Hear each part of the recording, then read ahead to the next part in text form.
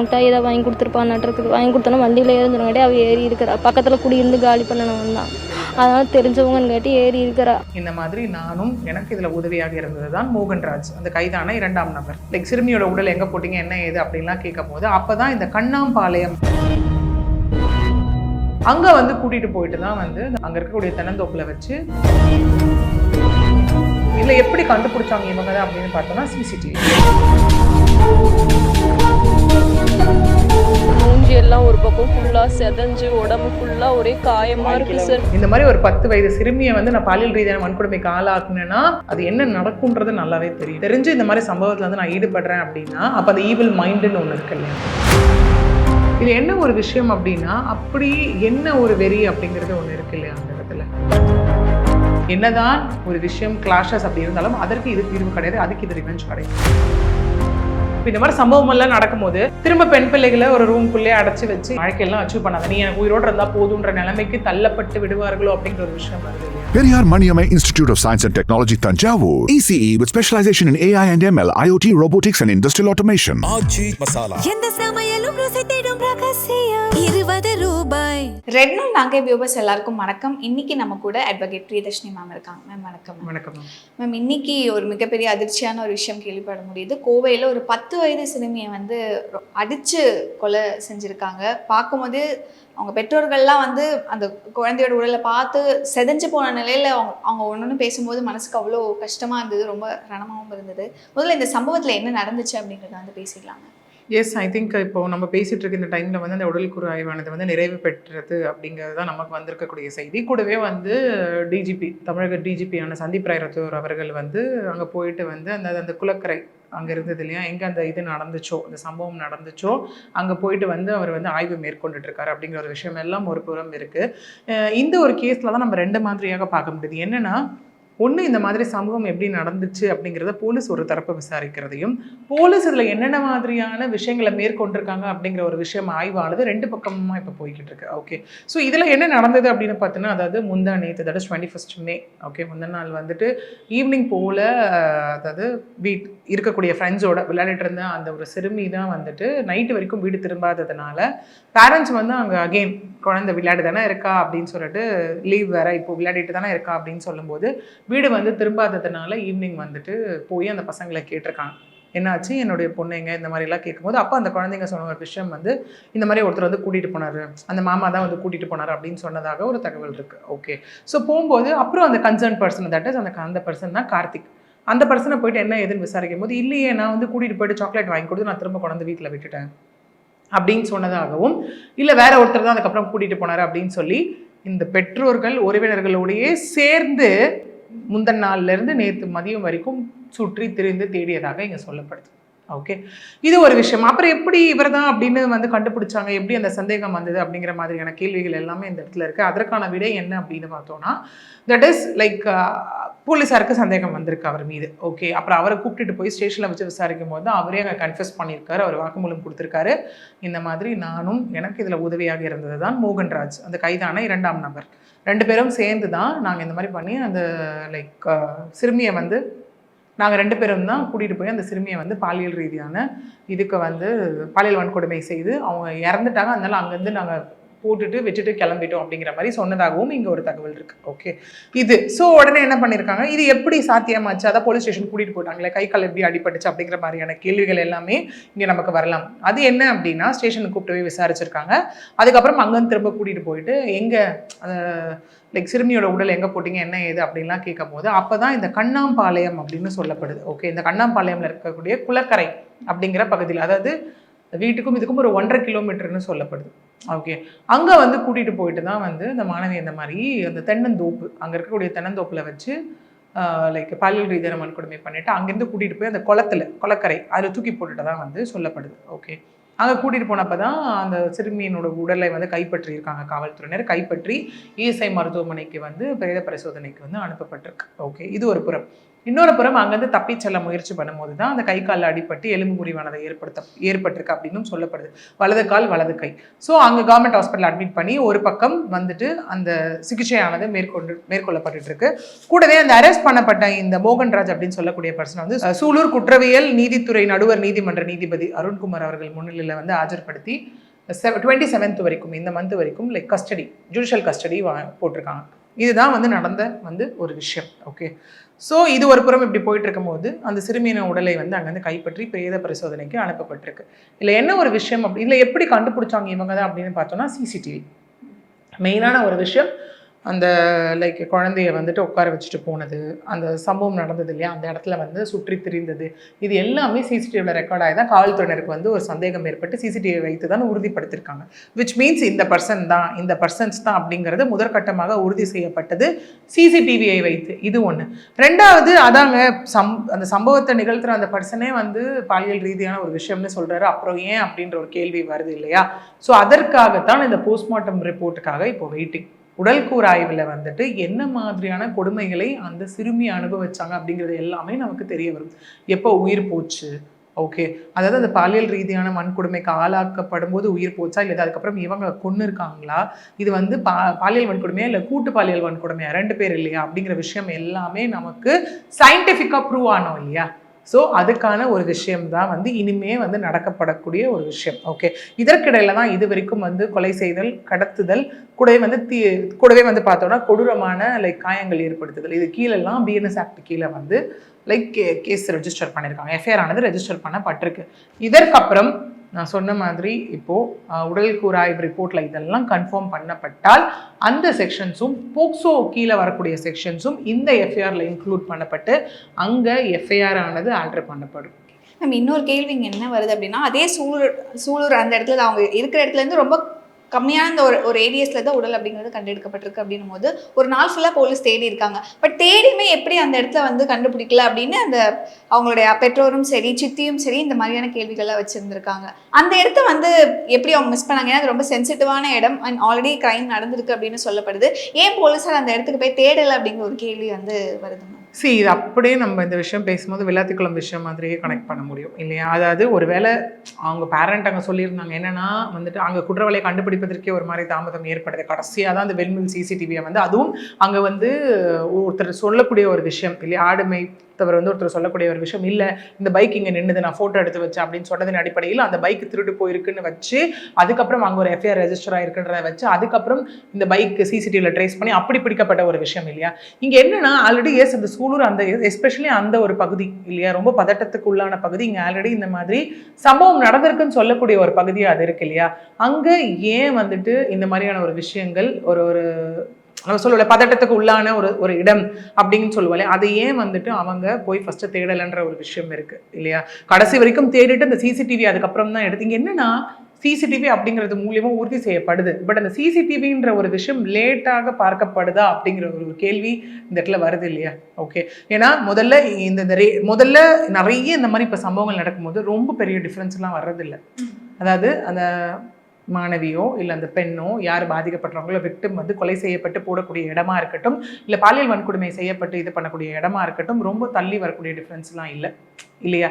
இப்போவே நமக்கு ஒரு 3 நாளைக்கு முன்னாடி ரிப்போர்ட் ஆன ஒரு விஷயம், ஒரு டெஃபெண்டம் ஒருத்தவங்களை வந்துட்டு அகைன் பாலியல் ரீதியான வன்கொடுமை செஞ்சு போடும்போது அவங்க வந்து அந்த ரோட்டுக்கு வந்து ஒரு பெண் அதிகாரி அங்கே பார்த்து அதுக்கப்புறம் அவங்க வந்து அட்மிட் பண்ணப்பட்ட ஒரு விஷயம் இருக்கும்.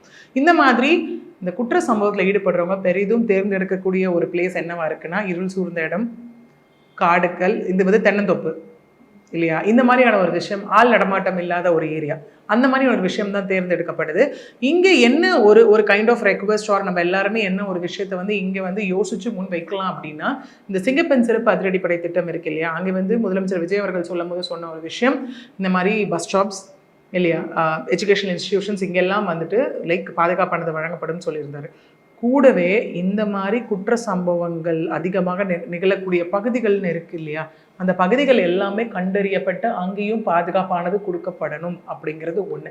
இன்னொன்று, இந்த சிசிடிவி நம்ம ஏன் வைக்கிறோம், ஒரு சம்பவம் நடந்ததுன்னா அப்புறம் பார்த்து கொண்டு போகிறதுக்கு இல்லாமல் இது நம்ம கொஞ்சம் இப்படி யோசிக்கலாம், ப்ரிவென்டிவாக ஏன் நம்ம பண்ணக்கூடாது. இப்போ சிசிடிவி இருக்கா, அதை ப்ரிவென்டிவாக வச்சு ஒரு கண்ட்ரோல் ரூமோ ஏதோ போட்டு சர்வேலன்ஸ் பேஸில் கொண்டு வரலாம் இல்லையா. ஸோ விச் மீன்ஸ் அங்கே ஏதோ ஒரு விஷயம் அப்நார்மலாக நமக்கு தெரியும் போதே நம்ம வந்து இம்மீடியட்டாக ரியாக்ட் பண்ணிட்டோம் அப்படின்னா இந்த சம்பவம் நடக்காமல் நம்ம தடுக்கலாம் இல்லையா? ஸோ இந்த 2 விஷயத்தையும் நம்ம ஒருவேளை இம்ப்ளிமெண்ட் பண்ணி எக்ஸிக்யூட் பண்ணோன்னா நடந்ததுக்கு அப்புறம் நம்ம உட்காந்து ஒரு விஷயத்தை பண்ணுறதுக்கு பதிலாக நடக்காமே நம்ம தடுக்கலாம் இல்லையா? அந்த மாதிரியான ஒரு விஷயம் தான் இங்கேயும். மேபி ஏன் போலீஸார் அந்த ஒரு பார்வையில் யோசிக்கலை, இல்லை அதனை நோக்கி அவங்க ஏதாவது பண்ணாங்களா, ஒருவேளை குளத்துக்குள்ளே இருக்கிறது அவங்களுக்கு தெரியாமல் போச்சா, அவங்க முன்னாடியே அவங்க போனாங்களா அப்படிங்கிறது எதுவுமே, ஏன்னா அவங்க இது வரைக்கும் எந்தெந்த ஸ்பாட்டுக்கு போனாங்க, எங்கெங்கெல்லாம் இது பண்ணாங்க அப்படிங்கிறது தெரிய வரல. கம்ப்ளைண்ட் எப்போ பதியப்பட்டது, இந்த மாதிரி எந்த எக்ஸாக்ட் டைம்லைனும் நமக்கு தெரிய வரல. அது தெரிய வந்ததுக்கு அப்புறம் வேணா இதை பற்றி நம்ம அதுக்கப்புறம் பேசலாம். மேம், அடுத்து அந்த போராட்டத்தப்போவே அவங்களுடைய சொந்தக்காரங்கள் எல்லாமே சொன்ன ஒரு விஷயம் வந்து, எங்ககிட்ட கொண்டு வந்து விட்டுருங்க, இல்லை ஒன்று என்கவுண்டர் பண்ணிடுங்க, மரண தண்டனை கொடுத்துருங்க அப்படின்னு. சட்டத்தில் இதுக்கெல்லாம் இடம் இருக்கா இல்லையா? ஏன்னா ஒவ்வொரு இந்த மாதிரி நடக்கும் போதுமே முதல் எல்லாருமே கொந்தளிச்சு சொல்லக்கூடிய வார்த்தைகள் அதுதான், சவுதியில நடக்குது, இங்க நடக்குது, ஏன் இங்க நடக்க மாட்டுது அப்படின்னு. அப்ப அந்த லால மாற்றங்கள் தேவைப்படுதா? எஸ், இங்க லா என்ன பேஸ்ன்னு இருக்கு இல்லையா? ஒரு கண்ட்ரிக்கும் ஒரு விதமான லா இல்லையா? ஏன்னா நம்ம சொல்லும் போது லைக் யூஏ சிஸ்டம் மாதிரி கொண்டுடுவாங்க, மக்கள் கிட்ட விட்டுருங்க, ரோட்ல கட்டி வச்சு அடிக்கணும், இதுல அடிச்சு கொள்ளணும் அப்படிங்கிற மாதிரி எல்லாமே இருக்கு. இங்க பொறுத்த வரைக்கும் நமக்கு still death penalty is it self debatable concept இல்லையா? அது கொடுக்கலாமா வேணாமா, இன்ஹியூமன் ட்ரீட்மெண்ட். ஆனால் டெத் பெனால்ட்டி கொடுக்கப்பட்ட கேசஸும் இருக்கு இல்லையா?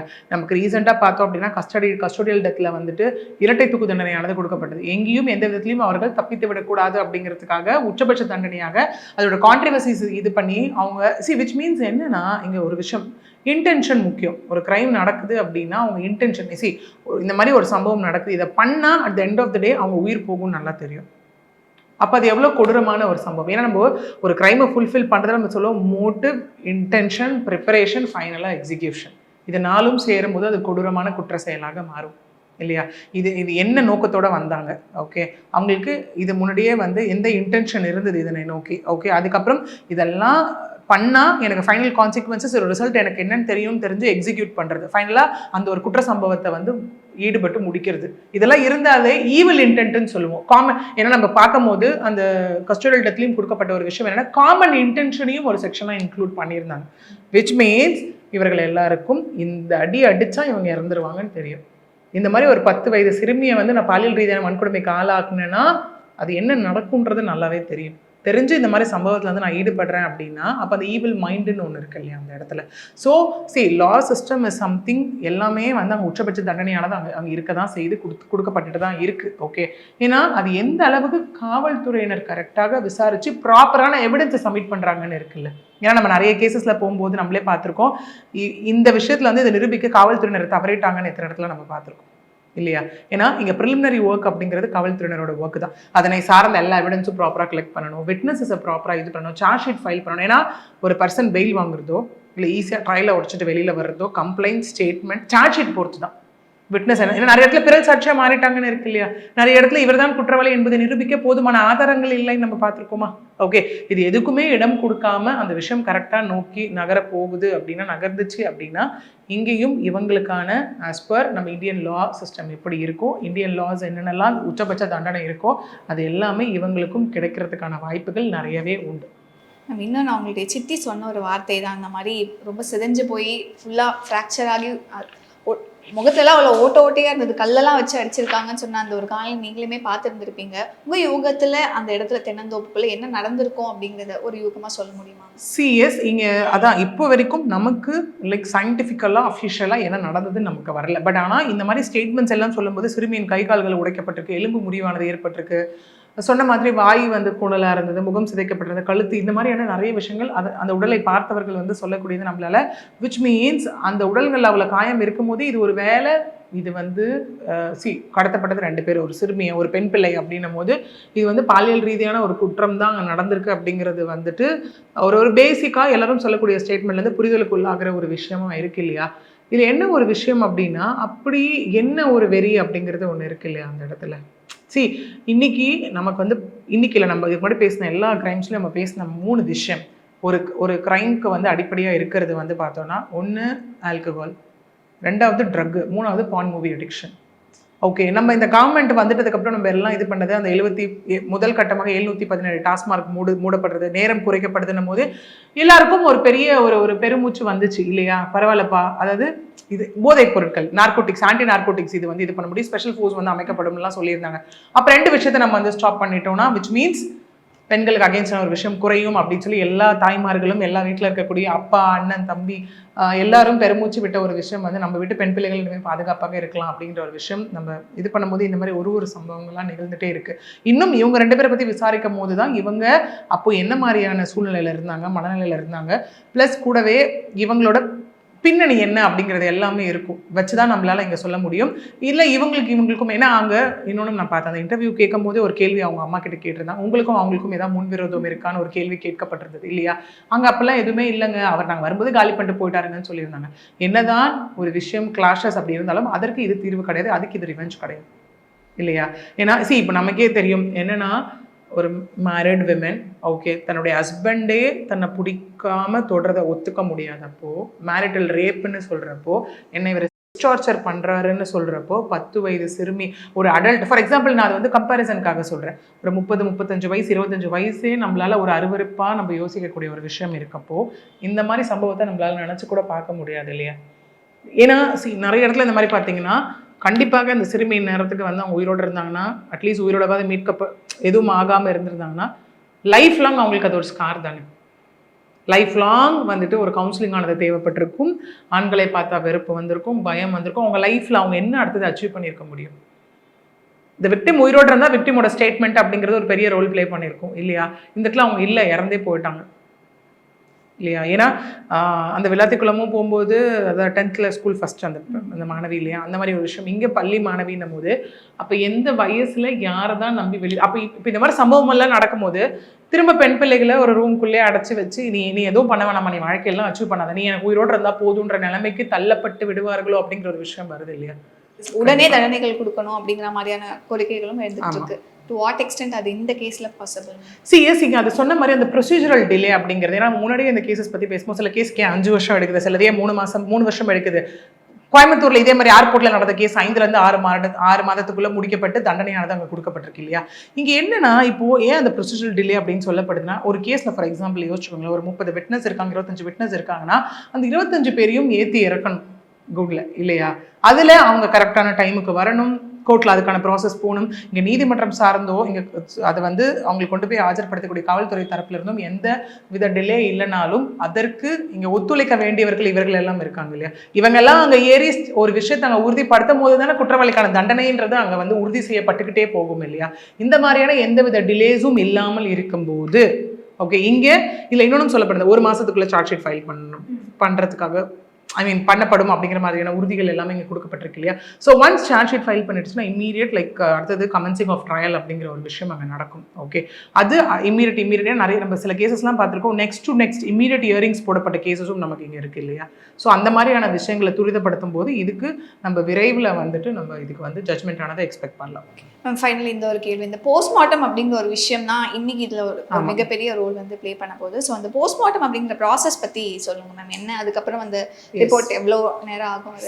இந்த போஸ்ட்மார்ட்டம் அப்படின்னு வரும்போது நமக்கு கேசஸ் எல்லாம் பார்க்கும்போது நிறைய இடத்துல இந்த போஸ்ட்மார்ட்டம் ஆனது வந்து வீடியோ கவரேஜ் பண்ணக்கூடிய ஒரு விஷயமா தான் இருக்கும். அதாவது அதனால பின்ன அதை எவிடன்ஸாக சமர்ப்பிக்கும் போது இதில் போஸ்ட்மார்ட்டம் ஆனது வந்துட்டு அதாவது கரெக்டாக தான் நடந்தது. ஏன்னா நாளைக்கு வந்து அதில் யாரும் எந்த ஒரு குறைகளும் சொல்லிடக்கூடாது இல்லையா. ஸோ நடந்தது அப்படின்னும் போது இது வந்து லைக் ஒரு வீடியோ ஆதாரமாக பதிவு செய்து கொடுக்கக்கூடியதும் நம்ம இங்கே பார்த்துருக்கோம் நிறைய கேசஸில். ஓகே ஏன் போஸ்ட்மார்ட்டம் அப்படின்னும் போது இங்கே மனிதர்கள் வந்து மாற்றி பேசினாலும் சயின்டிஃபிக் அப்படிங்கிற ஒரு விஷயம் எங்கேயுமே மாற்றி பேச போகிறது இல்லை, மாற போகிறது கிடையாது இல்லையா. அந்த எக்ஸ்பர்ட் அப்படின்னும் போது கண்டிப்பாக அந்த போஸ்ட்மார்ட்டம் அறிக்கை மட்டும் இல்லாமல் அந்த போஸ்ட்மார்ட்டம் செய்யக்கூடிய மருத்துவரும் அங்கே வந்து எக்ஸ்பர்ட் விட்னஸாக இருப்பார். விமன் ஹராஸ்மெண்ட் கேஸ் நம்ம பார்க்குறோம் அப்படின்னா அதில் இருக்கக்கூடிய each and every thing is very important.